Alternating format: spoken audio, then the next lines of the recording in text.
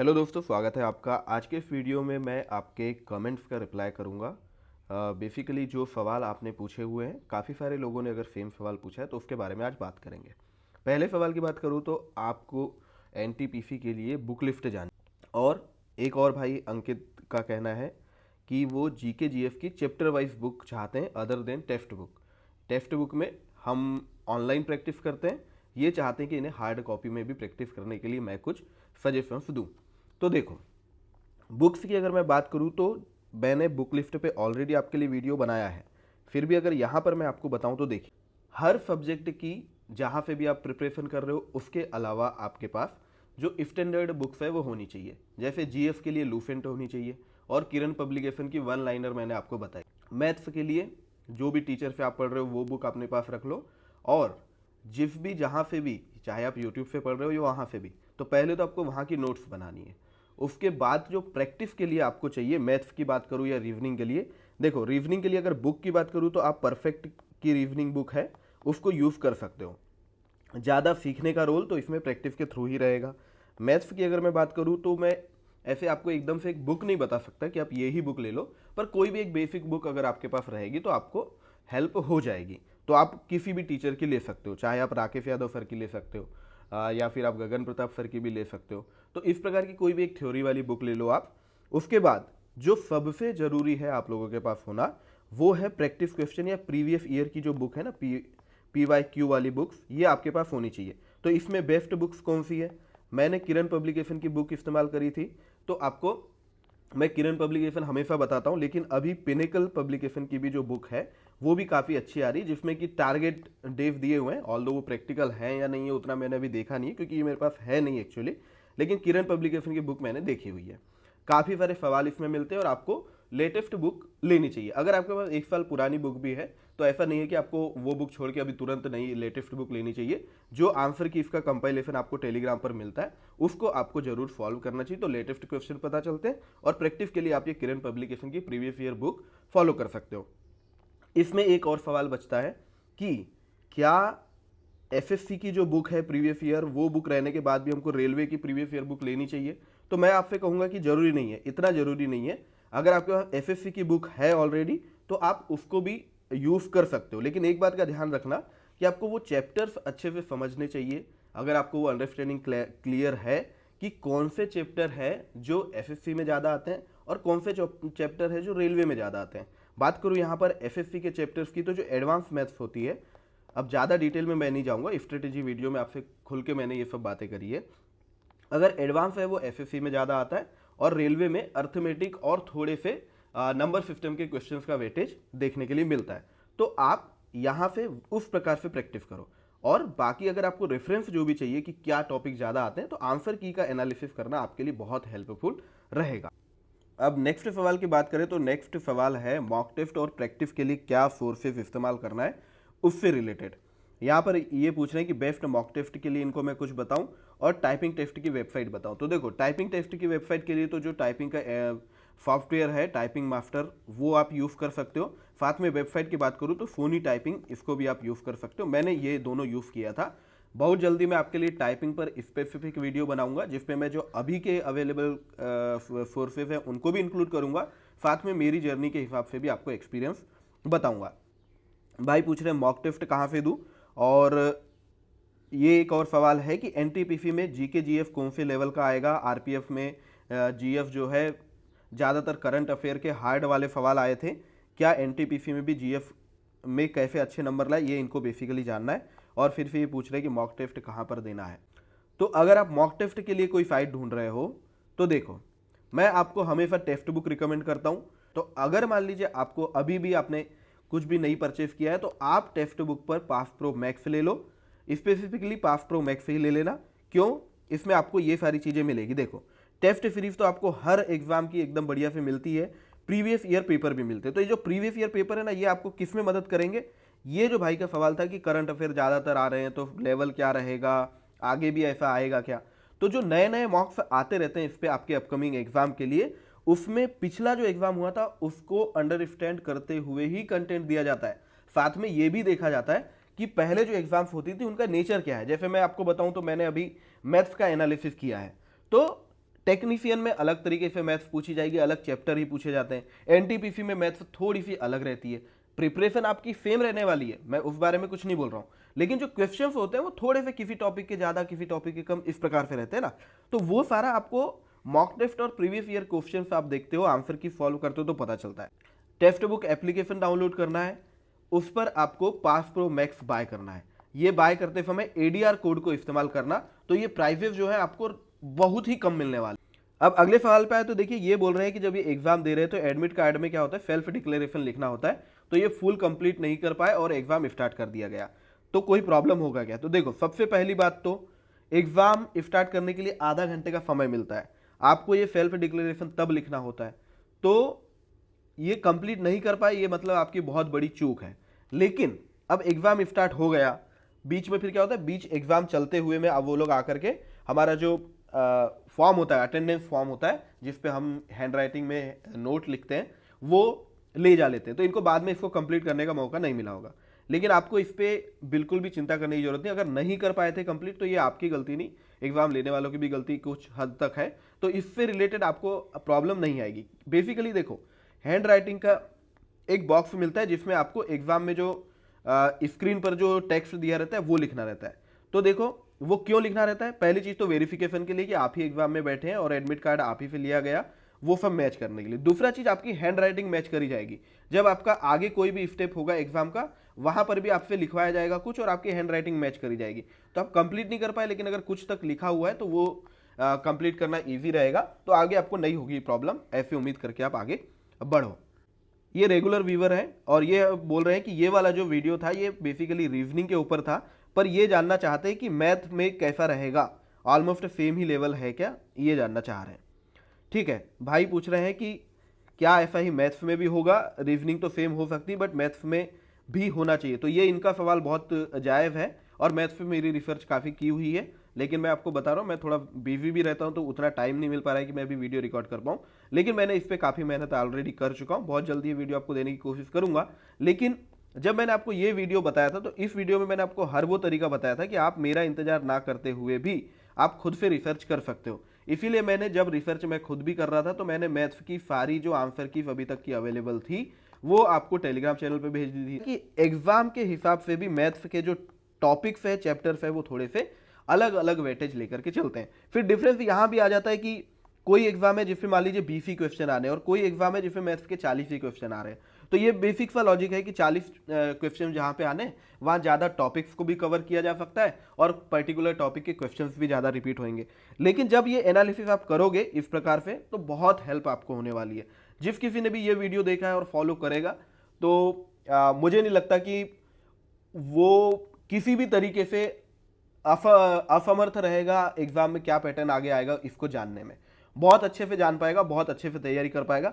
काफ़ी दिल से, काफ़ी मेहनत से मैं वीडियोस बनाता हूँ, तो ये वीडियो आप लोगों ने अगर नहीं देखा है तो देखना, बहुत ही अच्छा कुछ सीखने के लिए आपको मिलेगा। ये बोल रहे हैं कि इन्होंने न्यूली स्टार्ट किया है तो क्या 100 दिन में ये एनटीपीसी क्रैक कर लेंगे? मैं आपसे कहना चाहूँगा कि 100 दिनों में आप एनटीपीसी क्लियर कर लेते अगर कोई 500 दिन से मेहनत ना कर रहा होता, या कोई 200 दिन से मेहनत ना कर रहा होता, या कोई 101 दिन से भी अगर मेहनत कर रहा है, आपसे ज़्यादा मेहनत कर रहा है, तो पहले तो उसको सिलेक्ट होना पड़ेगा। तो यहाँ पर बात ये नहीं है कि आप कितनी तैयारी कर लिए, बात ये है कि आपको मेरिट में आना पड़ेगा, और मेरिट में आने के लिए आप ऐसा टारगेट लेके तो नहीं चल सकते कि मैं कर सकता हूँ या नहीं कर सकता। अगर ये डाउट के साथ आप 340 दिन भी तैयारी करोगे तो आप जीरो पे ही स्टैंड करोगे, अगर आप मैं सिलेक्ट हो सकता हूँ या नहीं हो सकता हूँ ये डाउट के साथ चलते रहोगे। सीधी सी लाइन है, एक प्रोसेस है जिसमें आपको पॉइंट ए से लेकर के पॉइंट बी तक पहुंचना है। अगर आप यही डिसाइड करते रहोगे सारे रास्ते कि मैं आगे जाऊं या वापस आ जाऊं, जाऊं या वापस आ जाऊं, तो आप आगे तो कभी नहीं जाओगे, ये श्योर है। जब एक बार आपने सोच लिया कि एग्जाम देना है, तो अभी तो देखो 2025 में भी वैकेंसी ऑन टाइम आने वाली है, 26 में भी आएगी, रेगुलर कैलेंडर के हिसाब से चीजें चलने वाली है, तो आपको बस 100 दिन ना देखते हुए आपको सिर्फ तैयारी पे ध्यान देते हुए आगे बढ़ना चाहिए, ताकि आप मान लीजिए 2024 में आप पढ़ते पढ़ते गए, आप नहीं पहुंच पाए, लेकिन आप जब 2025 में आगे जाओगे तो 2025 में आपको फिर ए से शुरू नहीं करना पड़ेगा, आपको यहाँ कहीं मिडिल पॉइंट रहेगा वहां से शुरू करना पड़ेगा, तो आप तब ज़्यादा अच्छे से रेडी रहोगे।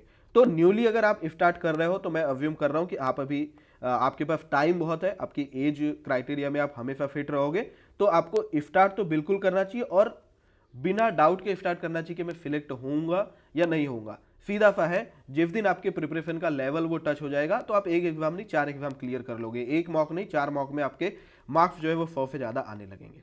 तो आप दिन देख करके तैयारी मत करो, एक टारगेट है जो आपको अचीव करना है, एक मार्क्स है सर्टन वो आपको अचीव करना है सबसे। और मार्क्स वॉक्स के पहले भी आपका जो सबसे इंपॉर्टेंट चीज रहेगी वो रहेगी आपको सब्जेक्ट प्रिपेयर करना है। तो पूरी रिस्पेक्ट दो सब्जेक्ट को, किसी सब्जेक्ट को आप 40 दिन में बांध करके पढ़ोगे तो पक्का वो सब्जेक्ट आपका प्रिपेयर नहीं हो पाएगा।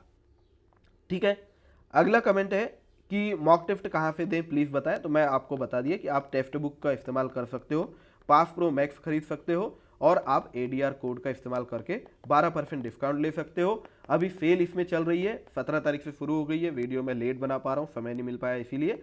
तो अभी आपको जो पास प्रो मिलता था जिस प्राइस में, उस पर पास प्रो मैक्स मिल रहा है। क्या क्या उसमें एडिशनल चीज़ें वो सारा आप एप्लीकेशन ओपन करोगे तो आपको समझ में आ जाएगा। अब ये बोल रहे हैं कि मैथ्स का रिवीजन कैसा करें, वीडियो बना दीजिए छोटा सा।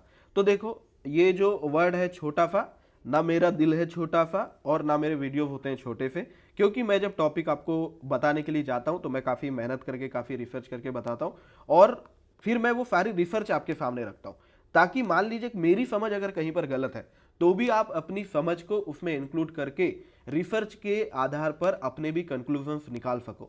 ऐसा आप ब्लाइंडली फॉलो किसी को करते रहो, ये आपको हमेशा धोखा देता है।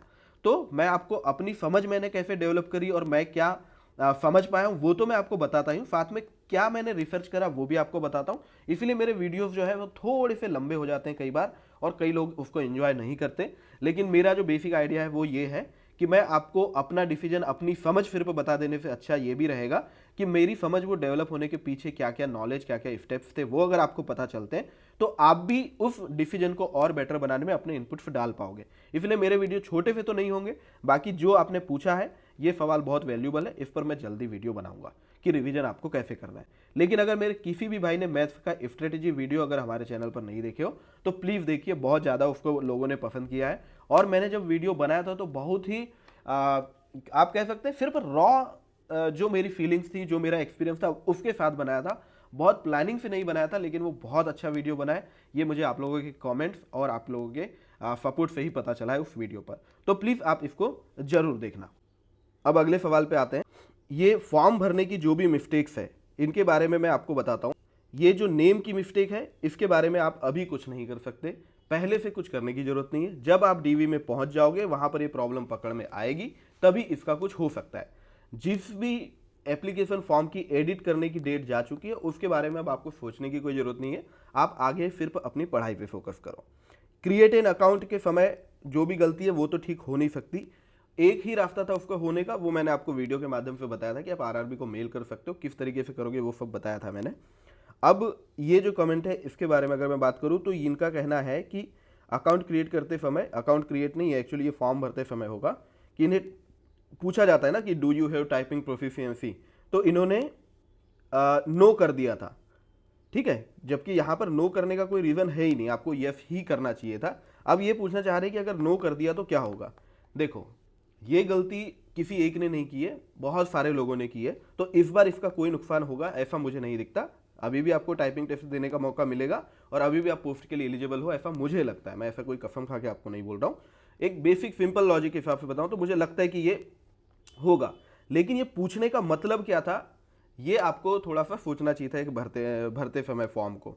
अब अभी तो नो कर दिया है तो अभी आप इसका मत सोचो, काफ़ी सारे लोगों से ये गलती हुई है। तो आरआरबी इस बार मैं अगर आपको बताऊं तो आरआरबी छोटी छोटी चीज़ों पर भी स्टूडेंट्स के रिव्यू को कंसिडर कर रहा है। तो अगर ये प्रॉब्लम होगी भी तो आवाज़ अगर आरआरबी तक पहुंच जाएगी तो इस प्रॉब्लम का कुछ भी सॉल्यूशन निकल जाएगा और आपको प्रॉब्लम्स नहीं होगी। तो अभी इसके बारे में सोचने की आपको कोई ज़रूरत नहीं है कि आपने ऑप्शन में नो कर दिया है तो क्या आप टाइपिंग पोस्ट के लिए एलिजिबल हो या नहीं हो।